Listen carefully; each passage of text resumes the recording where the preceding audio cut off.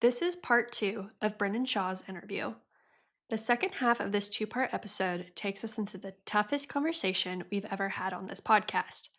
Our goal was to spark meaningful dialogue about the weight of traumatic loss, while still honoring the depth of pain without sensationalizing it. We're incredibly grateful to Brendan Shaw for his bravery, sharing his story of losing his brother. This conversation also highlights the injustices mourning families face in the court system today. As you listen, we ask you to approach this conversation with the same care and respect we brought to it.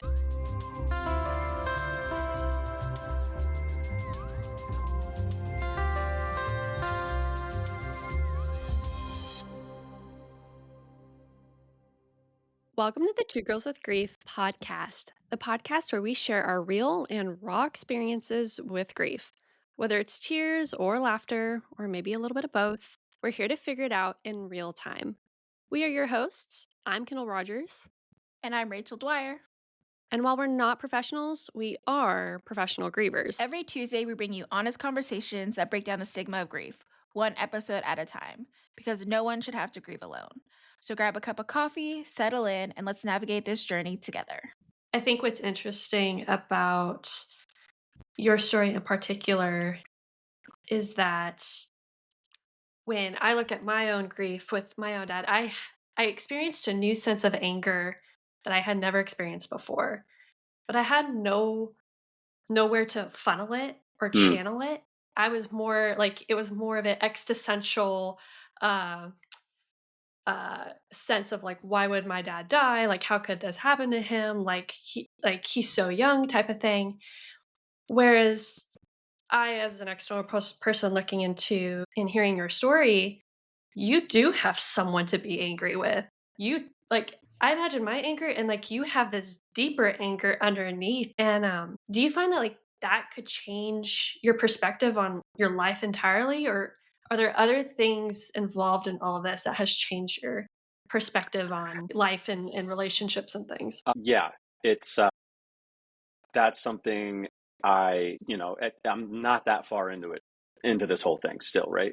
April is 3 years. I'm hoping that changes. I don't think I see it changing a ton given the nature, right? Like, you hear people who lose somebody to a drunk driver and then years later kind of for their own healing forgive that person. They understand you're a person, you made a mistake, and they can forgive them. That anger, I guarantee, is there at first. Yeah. This does not have that.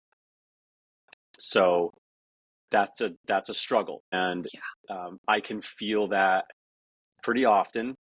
And I think the way I've noticed it in my life is, and I have to work on it all the time, is my patience. It's affected my patience with little, like, just insignificant things or small talk, or if someone's complaining about nothing, just like that kind of thing. I can feel myself and I know that that's where it's coming from. But yeah, I also try to give myself a little bit of grace with that, because like, what else am I supposed to feel about Right. that? I try not to fight it. Like, you're too angry about this. You don't need to be angry. No, no. I think it's okay that that's in there, as long as I'm aware of it and I am like managing it. But this is my brother, and it's kind of interesting to see the differences between how the the males in my life and the females in my life that are very close to this situation, the differences in like what they focused on, even to this day, where their energy and thoughts are. And I mean, at some point, you have to remember, like, we are animals, and, there is a primal nature to this type of situation where it's like my initial thing is, round the troops, and what are we doing here? Like, that's where I Yeah. go. And the girls do not in any way. They're obviously unbelievably angry and sad and all that, but it is interesting to watch that play out. Me and Kendall talk about as well, like, you rarely see men talking about grief, and it's more so women talking about it. And I feel like when there are men talking about grief, it's almost like a phenomenon where like everyone's curious, how do guys deal with it? Because we even posed a questions once and we're like, how do men grieve? Because I don't see them in our support groups. We don't see them in all these spaces. Mm, It's very rare. It's like 98% women, and then there's like a few men. And responses were like, they don't.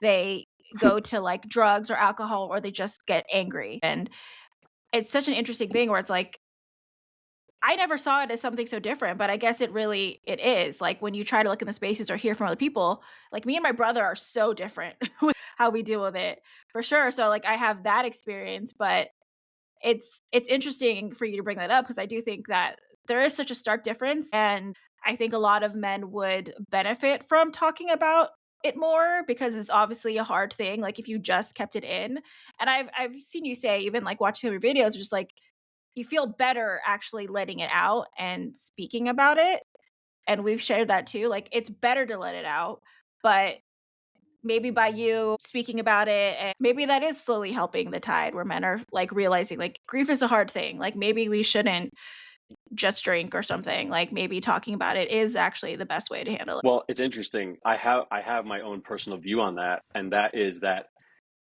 if men who need to be grieving aren't, and they think it's because of any sort of like misplaced thought that they need to be tough or strong, but then they go down a route like you're saying where they just disassociate or they drink or they turn to some other thing, to me, that's super weak. That's weakness. That is not strength in any way, shape, or form because you are literally not addressing what I'm dealing with on a day to day basis would be so much easier if I just, maybe went to heroin or I don't know. Like if I could just completely like turn my brain off, that would be really awesome. And I I see that as complete weakness.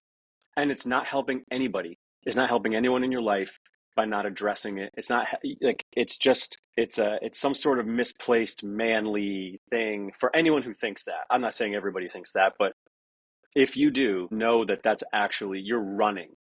You're running from something really difficult. The hardest thing maybe we ever will deal with. And that does not show me strength whatsoever. I definitely think it's the hardest thing we ever go through, like, I can't think of anything harder than losing the people that you love. That is the hardest thing, but kind of going off of that, like, we talked about it a little bit, but what do you wish people understood about grief when it's tied to a traumatic loss? Because I just feel like it is so different than what me and Kendall experienced that I feel like there needs to be a different way that it's addressed or thought about.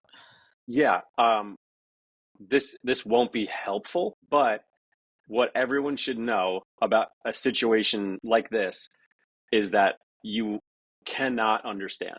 You cannot, you will not, you cannot. I can confidently say that I lived on this earth for 37 years as a normal person with a normal life. If you had asked me, I could have gotten a college degree in this. I could have sat in classes 8 hours a day for 4 years, and someone could have tried to give me this. And I'm telling you, never, not even close, like not even remotely close. So I think, and that's okay. Like if everybody just accepts, like you don't understand, and therefore like act accordingly. Don't tell me you understand, first of all, but even other things like when people talk about this kind of thing, we have this culture of like these TV shows and people talk about this stuff. And it's like, if these people understood, if they could step in my shoes for just a minute, they would change their tune pretty quickly. I hope. Yeah, We this is hope. some of the worst pain anybody could ever feel. For it to be in your situation such a different source and then for it to like manifest in such a different way. I think a lot of people can relate to losing someone in a medical sense and having lost people to illness. And in fact, I think a lot of people in our support group who has lost people that way. In some sense, like I hate to say it's nice to know I have a friend and Rachel and that we share that similar experience. But my God, yeah, you really can't put yourself even as Rachel and I were getting ready for this episode, she and I just were like, "I cannot imagine going into a court case, having to show up and relive everything all over again." For someone who might be listening right now, who is in a similar bucket as you in the similar type of grief and, like, traumatic loss, do you have advice for them? Do you have something that you would wanna share with them that maybe you find profound? Are you even there Um, yet? I know. You don't have to answer. I do. I wish I had some magic bullet. But to be honest, I don't think it's all that different from what you guys would say. I don't. Maybe the time frame is going to be a little bit different if we're talking about like legal stuff and all that. If you're in that kind of a situation, like yes, that will delay things, that will complicate things. You know, one minute you'll be missing the person, the next you'll be in disbelief, the next you can't believe you're sitting in a court, you know, talking to DAs. Like there's lots of that, but really it comes down to the same stuff that anybody who loses someone significant would tell other people. Like it's day to day. In the beginning, I mean, you know, minute to minute, it's just, and it's not easy, and it's going to be hard whether you're a man or a woman if you're in a situation like that. And you have to, I mean, the more I was around people, I guess the better, right? Being alone, even still, I say it all the time. For some reason, driving in the car, if I'm in the car alone, that does something to our brains where we're running at like a low level of operation because we have to be able to drive our car and pay attention, but then like but it kind of shuts off all of the unnecessary noise and just like allows the loudest voice to come in. That's what I think, and that's always super super hard for me. I just, if I'm alone in certain situations, it's still, you know, you never know, you kind of never know where your thoughts are going to go, so you have to get a hold of them a little bit and recognize that like you can move on from that thought. Just because it's there doesn't mean you have to go, now let's dwell 45 Yeah. minutes on that and dig even deeper. Like it's hard to do, and at first potentially impossible, but with time it becomes a little bit easier to go. There's that familiar fucking voice that I have to, there it is, there's that thing, and it's not new anymore, and because it's not new, it doesn't hold that same strength on you. So yeah, it's a process. I mean, it'll be a process for the rest of my life. This is not something that will ever go away. You guys know that as well as I do. This, in this case, so you know, we're talking about traumatic situations. I already have a appeal date, and I think it's December 2049. I already know, like, that's Oh my no, god. I'm sorry, not appeal, his parole hearing, Oh, okay. Oh, wow. because it's New York State and he got 25 to life, not life without parole. Oh, So God. in 25 years, I'll be this old man standing there like, "Hi everyone, still fucking here. Let's Yeah. Don't let's let be him out. smart." Right. And you know, I have they won't, chills. but yeah, it's, I mean, here's the thing. I'm almost 3 years into this, and I'm able to talk about this like this without completely falling apart, but I can't believe what I'm saying. Like at times it hits me even as I'm talking to you right now.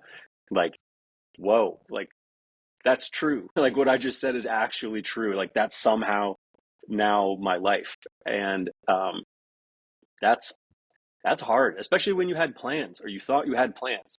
You know, Yeah. me and my brother's kids were supposed to grow up together, and the cousins and the back and forth of the families, you know, me and his houses and all of this stuff. Um, and you know, right? Like you can appreciate that, and it's, you know, it's just there. Yeah, Yeah. I mean, that's changed, like, me and Kendall, like, wanting kids, like, I just always thought, like, I could drop off my kids at my sister's place. She loved kids. I was like, I could do that. My mom would help, like, my dad, like, and now it's like the village is gone. I will never get to meet my sister's kids because they never existed. So it's yeah, just like this whole other yeah, thing where it's like your life is just like flips upside down and it's really hard to let go of how you dreamed your life was going to be and then be okay with what it looks like now.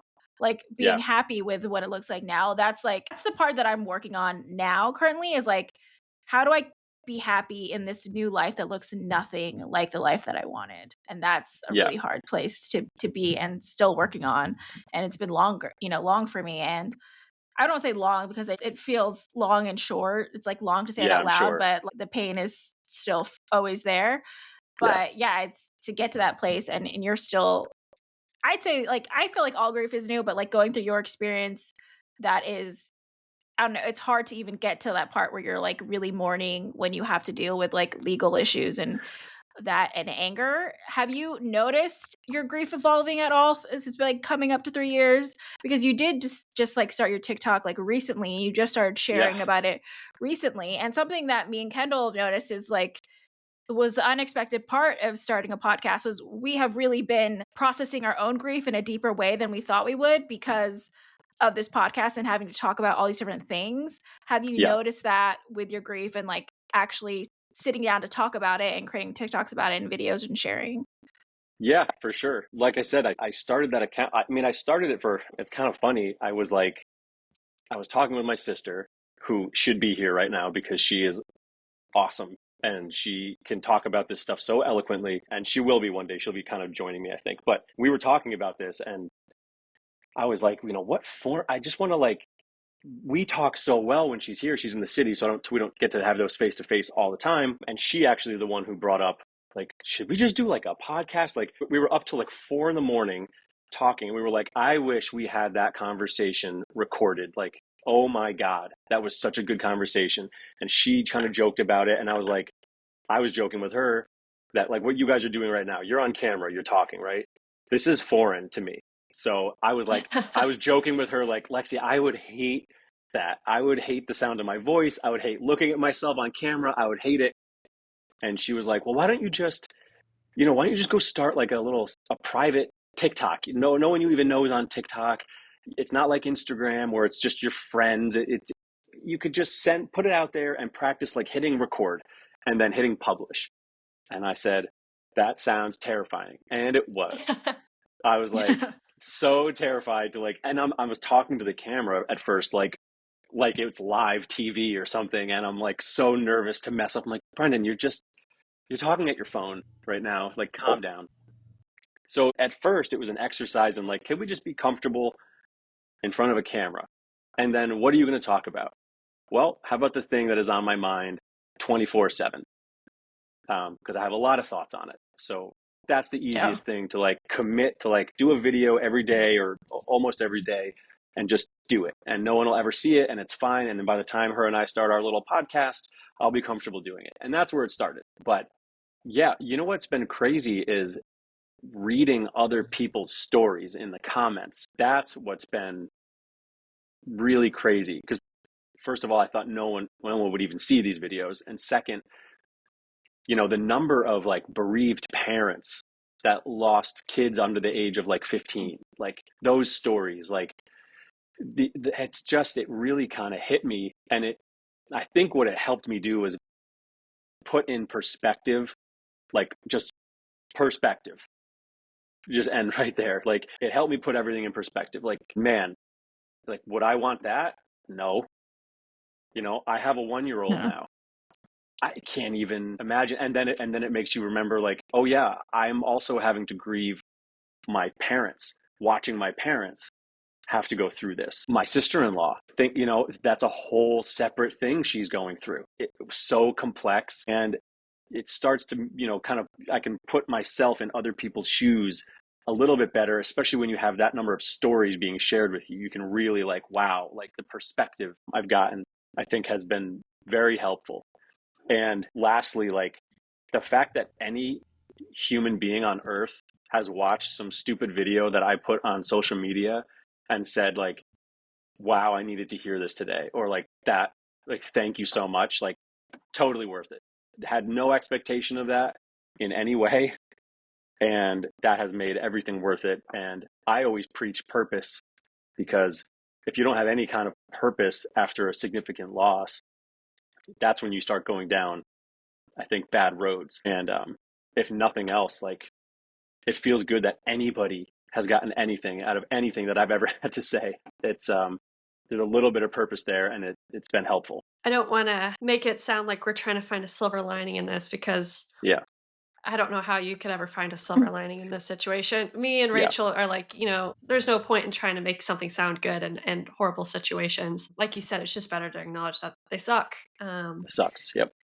Yeah. That being said, though, has there been any insights or lessons in this journey that you've been on that is going to impact you, or do you think that could impart itself onto other people listening to your story, even here on the podcast or even from your followers on TikTok? Yeah.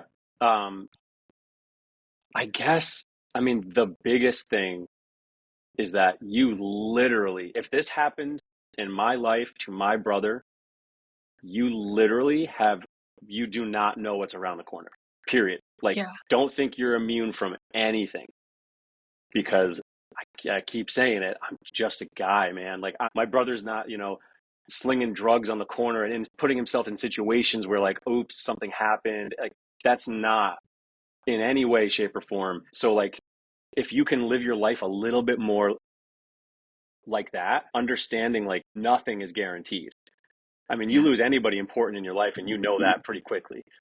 But if something this like out of this world can happen to like my family, my brother, like, I wouldn't discount anything happening to anybody at any Yeah. time, anywhere in the world. So maybe that helps somebody, like gives them like the kick in the ass they need to like start that thing or reach out to somebody. I can't tell you how many people in my comments or in the videos have said like, I hadn't been talking to my sister. I didn't talk to my sister for the last year. And then I found out she died, things Oh, like that. And you're like, well, hopefully that gives you perspective, and those people's stories will give other people the perspective of like, well, maybe that was not necessary then.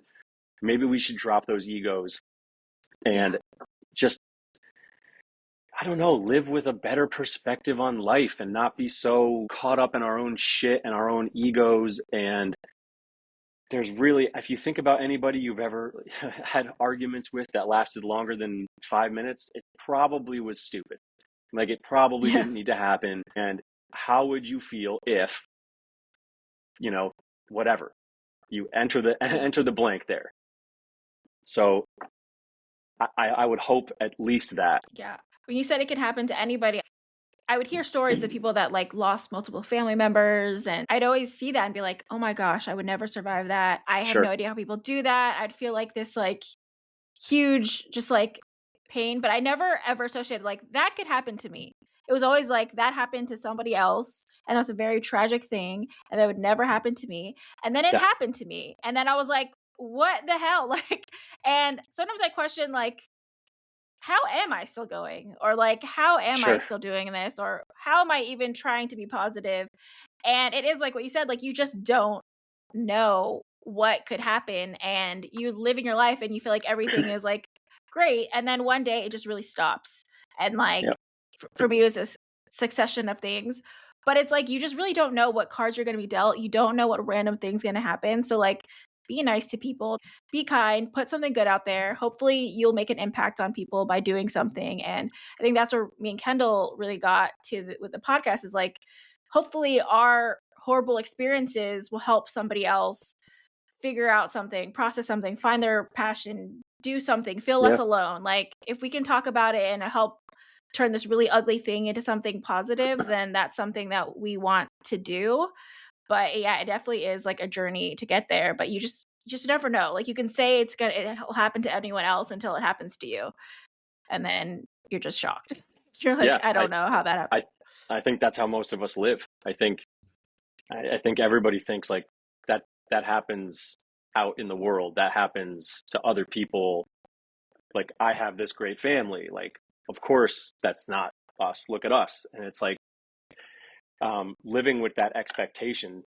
I'm not saying walk around expecting everyone you love to die tomorrow, but Yeah. living with the expectations that I had for what the rest of my life would have looked like or should have looked like, and then this thing happened, that separation from like the reality of what it is now and those expectations, that's painful. That that adds like a lot of pain to an already painful situation. Like, you have, like, the thought of having a kid to me was almost something that I only cared to do if my brother was also having kids, because of that connection, of that future. And now I'm in this situation where one day I'm going to have to explain to my son, who will never know his Uncle Philip, what happened. Like, that is Oh, not the future I envisioned. That is painful. So again, you don't walk around expecting these bad things to happen, but if it gives you the perspective of like, and like, be grateful for what you have every single day and the people who are in your life, because something will happen one day to most of us. You will lose someone. I think it's the simplest thing we can do is just be grateful for the people who we love in our lives all the time. Yeah. Yeah, just knowing Rachel in my life, and I have a younger brother and sister as well, and they know Rachel through the podcast, and my brother has met her before. But even just knowing Rachel and her story, I have seen this transition in our relationship with each other, and that we don't take each other for granted anymore. Because knowing Rachel and your relationship with your sister, Rachel, that wow, it really can just happen to any of us. And I was like, it's gonna be devastating. The day comes and we're gonna have to lose one of us. Like, we talk about it openly now with each other, and that we gotta be prepared for that in some sense, but we don't take each other for granted anymore. I feel like when we have fights, we're fixing them by the end of it. We're not just having pointless fights to Yeah. fight with each other. There's so much more love flowing between the siblings just because I know Rachel. And just Yeah. because Rachel is like brave enough to share her story so other people can take that impact into their life. And I know just knowing Rachel and by proxy her sister has left a positive impact on me and my siblings. Kendall always tries to make you cry. I'm over here like crying every like 9 seconds. I mean, that's Uh, powerful though, right? Like that's what you just said is what I hope that someone could take for hearing my situation. And I'm sure Absolutely. everyone who's experienced an extreme loss also hopes that because you realize like, man, if you've got it good right now, don't take that for granted. Like, Yeah. and if you think about somebody, you know, what I've gotten really good at is connecting with like lifelong friends who you know, I was friends with through like middle school, high school, and then during college, you're like at different places, and then all of a sudden we're adults, and you're like, what the hell happened? If I think about a friend, I have reconnected with more of like my middle school and high school friends who I love dearly, and they're lifelong friends. They always will be. They're the kind of friends that you get together, and it's like you haven't missed a beat. If I think about them, I text them. If you know, like I just text them something funny or whatever. If they pop in my head, I let them know, and I'm grateful for that for sure because those relationships, like I'm not searching for anything. I've had it the whole time, and I just neglected it because of life or whatever bullshit I'm telling myself. But these people, like I love them, and just because I haven't seen them in a while or they moved to across the country or whatever does not mean I should have a pass in like pushing that away from me when it actually means something to me. So I've gotten much better at that, and I'm thankful for that.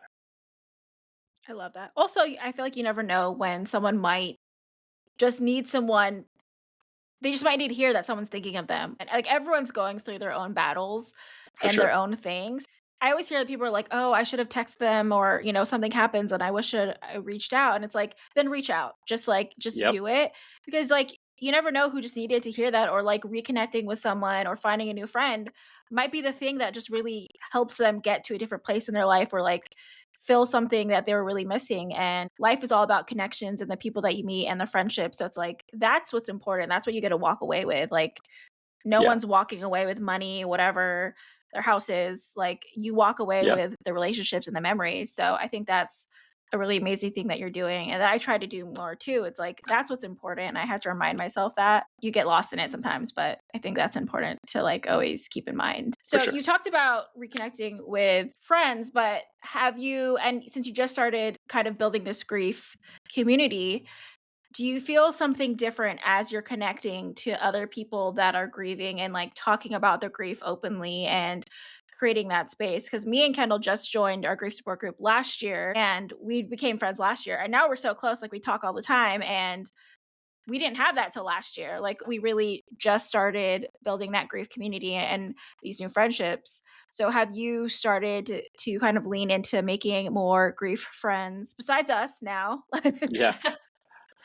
Yeah, I mean, it's funny because my initial reaction to that is I feel like I have to remind people in like my DMs and stuff. Basically, what I'm going to steal your guys' tagline. Like, I'm not a professional. I'm like a Yeah. professional griever. Like, Yeah. I'm Professional not your sad person, but therapist. yeah. Yeah, I'm so glad that you're getting something helpful out of what I'm putting out there. But like, it's part selfish, and it's part. I'm healing. I am Yeah. I'm on a very long journey myself, and I like to think that, all of the thinking that I have done about this and, years of therapy and talking with my sister, who's just an unbelievable person and resource, I just put out kind of my thoughts. I'm just putting out my thoughts. I'm just a person putting out my thoughts with a unique perspective, like all of our perspectives are. I can't understand either of your perspectives. I can't. I just can't. Really can't. And it's just that. Everybody has that. Everybody has that perspective, which means everybody has that voice. And I was stupid enough one night to just hit record and then hit publish, and like that's just what's happening. But yeah, I mean, there have been a few people that I consider friends who I've met through this process. Not everybody who's gone through something necessarily like this, but they have their own unique kind of thing that they bring to the table, and it's been helpful. I think we've been helpful to each other, that kind of thing. But yeah, it's kind of funny. I think about the first time I saw your guys is, we're not professionals, we're professional. Like, Yeah. I was like, yeah, that's 100%. I think Yeah. that should be like a tagline on anybody talking about this stuff that isn't a therapist, just to remind you, like, I'm not your Yeah. therapist. Yeah. I'm professional on my own pain, but not yours, Yeah. basically. Yeah. And I mean, if you're asking for them, I can give you my thoughts on the situation, but don't go to the bank over it, I guess. Yeah, so like I like how you've mentioned you're just one guy with a very unique and tragic circumstance. And I don't want to say that you're speaking on behalf of a community that has also gone through very similar situations that you have. But as we know, we're in the podcast space, and if you're listening to a podcast, you definitely know that true crime is like always the top podcast people are listening to. Is some like weird human intrigue in us, like this weird morbidity that people like to listen to these crime stories. And like you said, you're just a guy, but now you're a part of one. And I I thought it'd be interesting for you to share your perspective on this, and that, I hope that no one takes your story and mangles it or disrespects it. But this is your life. This is your brother's life. Like, this is his life and reputation. And how do you feel about that? And is there anything you want to comment in that regard? Yeah. I was never a fan of that type of content myself before. Um, I'm less of a fan of it today. But I don't think there's anything wrong in telling these stories. The thing is, they're so almost unbelievable, which I get because I'm living in it, and it's still sometimes so surreal. I can't even put it into Yeah. words, but that it's almost like easy to remove it from, and it's like it's just this abstract thing over here, and I can listen to it and get whatever you're getting out of it and move on with my life. And it's easy to forget that, like, you're literally talking about like a person or Yeah. people. And when you see things like, there's weird things on the internet, man, like people's favorite serial killers, right? Like, listen, you should feel stupid. You should feel stupid for saying that. I don't know what else to say. And I'll take it one step further and say, maybe you are stupid, because you're really not. Like, that's like not okay. It's not normal behavior as much as it seems like it is. And it's not just podcasts, right? Like, we had to literally beg this woman from Dateline NBC to not do this story. Here's the thing, like, I almost want to scream this from the rooftops, from the mountains to the world. I want everybody to know. But like, that's like, I feel like our job, because Yeah. Dateline, they do a good job, and they would say, they said, we're not entertainment, we're news. And it's like, listen, I'm not an idiot. Like, I know what Dateline Yeah. NBC is. Like, I know what it is. And they also want to give a voice to the other side. They want to let Yeah. this person talk. And then that immediately becomes, well, absolutely not, then. Because not in any world would I want some program out there where maybe he gets on camera and is like, I didn't do it. I did. Because that's what he'd say. I mean, he hasn't admitted guilt to anything. So a world where there's even one person on earth that has sympathy towards this human being does not exist for me. And I will do whatever I can to keep it that way for the rest of my life. It's as simple as that. So, people get their entertainment in all kinds of ways. I'm not a huge fan. My sister and I actually, I feel like I've sworn a couple times. I hope that's okay. No, I with you swear. too. Yeah. Okay, good. So my sister and I joked when we were talking about this podcast idea. The idea for the name of our first podcast was the Fuck True Crime Podcasts podcast. Like, and I love that. we'd be the other side of it, and we would just berate the hosts. We'd berate the stories. We would just rip them apart You and should just do give that. a I think that needs to exist. yeah, right. Like how I'm surprised it doesn't. I guess, but yeah, just rip them apart because why not? I don't know if you're making your living off of people's sadness, like I'm allowed to make my living off of making fun of you, I guess. Um, give a voice to the other side, but yeah, I don't know. We'll see where we go with that.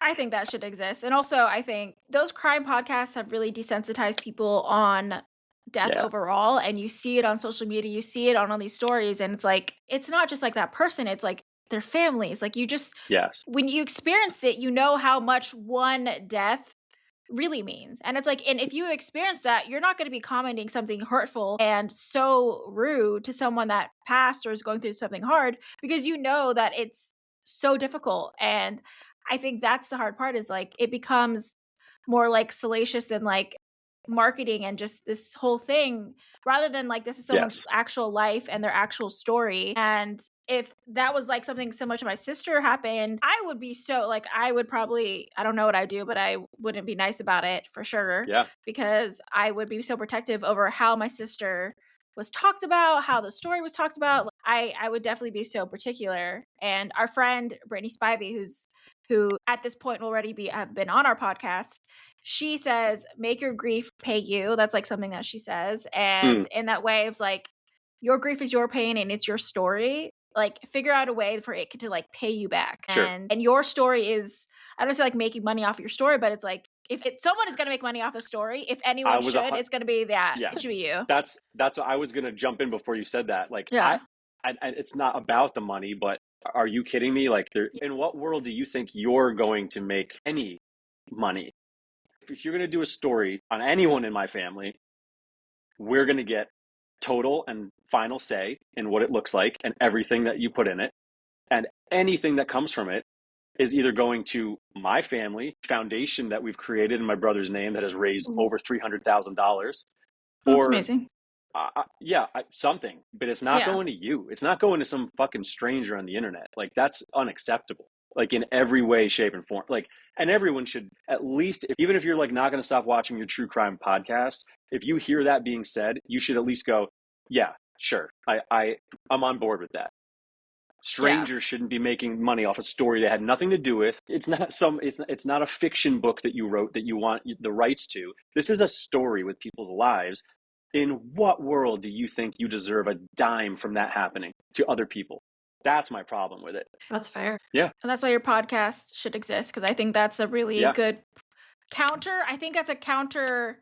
That's like culture shift. Like we need some reckoning with the way that culture is shifting, where it's like I don't even see humanity in it anymore. Yeah, Like the human for sure. part is getting so taking a back seat into everything. And it's like we're all humans and we're not connecting on the basic human things. We're connecting on all these other things that just making people just so disconnected. So I Yeah. definitely think like that would be a great take and perspective of just like what is it actually like? Like what is that actual feeling and who should be making money off of this? Because people are making money. Like all the Yeah. top podcasts, all the top true crime are like they're so rich. They're making Yep. so much money off of this. And it's like who should be? It should definitely be you. It should definitely be families like yours for sure. Yeah, it's just like a very interesting time where like that is so popular and everyone sees it as dollar signs and not just human things that have happened that are horrible. Yeah. Yeah. And it's like, who's worse? Is it the people that see that potential and then go and create that podcast, or is it the audience who doesn't see what's wrong with that? I'm not sure. Yeah. You know, is it capitalism or is it just human nature that's wrong? I don't know. I'm not sure, but something's wrong with it. I had listened to true crime for a little bit because I like like Law and Order, but I was just like I don't like listening to these stories. Like speaking about it in a way that still doesn't feel sincere. It's just like I always see it as like I'm listening to the actual family story, and it's like it just never seems like it's conveyed the way that I feel like it should. Yeah. And Yeah. it's just Well, like to me such a delicate thing. I mean, just they're gonna have to add just the act of adding drama to a situation, Yeah. just to a story like that. You're like, that's not easy. That's not, and there are a couple of there was some YouTube channel that I don't know if they have any follow. I don't know what they are, but like very quickly, we saw, and I tried to message and ask them to take it down. They put together their own like kind of version of like a true crime podcast slash Dateline NBC story with it all. But like, that's like you said, like that's my brother's name. Like that's my sister-in-law's name. Do you think she wants that out there for the rest of her life, as if this isn't hard enough that she's going through Yeah. this? It's not. It's these are people, and that shit has consequences. Like people, I don't know where they get off on finding like something in themselves that says I have the right, just because it's public domain, I have the right to also go and sensationalize this and see if I can make money off it. I don't know where that comes from in people. I can't imagine doing that ever in my life before. I can't imagine it. But like you're saying, if someone's going to do anything with the story, it's the people involved directly. That's the only fair thing. I definitely agree. So we'll be waiting for your podcast for, Okay, for sure. we're gonna start working on it. Yeah. Yeah. We're going to put the pressure. We want to see that happen. So we want to end this on a positive note and Sure. thinking about Philip. So what is one thing or just many things that you want your brother to be remembered by? I think the easiest thing to say is how many people loved him. I mean, it's overwhelming. It was his services were overwhelming. There was like 1,500 people or some insane number that walked through. Everybody loved him. That's who he was. He was like the best. He was awesome. He was just the best. And he made other people feel good, which is why he had that effect on them. It was better if Philip was there, like, period. To me and to everybody else. Like if he was there, if my life partner in crime was at the party with me or out at the whatever, the social get, it was better. I'm like, okay, good. I got it. I can be me. I got my brothers here. But I think he did that to a lot of people because he was really good at very quickly like connecting with you. He was very good at that. He was just one of those people, super easy to get along with, super easy to talk to. So you immediately felt like you knew him. So like from then on, you were like, oh, Philip's here. Like this is better. And he did that to everybody. It didn't matter if it was his friend group, his work group. It didn't matter wherever he was. Like, and everybody said that on their own as they walked through the services. As the years have gone on. That is the story of my brother. Like really a special, special person. Yeah, it sounds like the world was a better place with him in it. 100%. 100%. First, we want to thank you so much for spending so much time with us this Yeah. this evening and just enlightening us to who Philip is and his legacy that's going to carry on. Obviously, I've been very emotional, like crying through this whole thing. But we want our listeners, if they want to connect with you or learn more, how can they find you? Where should they connect with you on? Can you give handles, stuff like that? Yeah. Well, it's January that we're filming this. So depending on when it comes out, there could or could not be a TikTok. I don't know. Yeah. But that's where I started uploading videos. But I did, I'm at Brendan Shaw Grief there, but that I have a website / newsletter. Sign up at the same address, brendanshawgrief.com. I have the same handle on Instagram as like a backup. I have yet to put anything there. It's just kind of there as a placeholder. If TikTok does go away, I'll probably move stuff over there, but I tried to keep it pretty consistent across. So if anybody wants to pop in, I'll continue to try and put out that kind of content. And if it helps anybody out there, that's more than I could have asked for. So Well, thank you so much. We really appreciate having you on. It was something that we realized, like season 1, we really talked about a lot of our grief things and things that we learned, but we thought season 2 would be a good time to like expand our knowledge on grief and really hear other people's stories and their experiences. One thing that we talk a lot about, like traumatic grief and not having any experience with that. It's a very different grief. So everyone is different. Yeah. Everyone, like you said, like you don't know our experience, like we don't know yours, like we don't know how that feels. And I think it's important to hear other grief stories and then learn from it and then not compare it, but just like learn and kind of expand your knowledge, as we are professional grievers, not professionals. That is absolutely correct. Yes. Well, thank you so much, Brennan, for joining us. We loved and also heartbreaks with hearing your story, but thank you so much for sharing with us. We loved hearing about Philip, and uh, we're excited to see like the legacy you continue to share about him and with the foundation and everything as well. I appreciate that. Thank you so much for having me.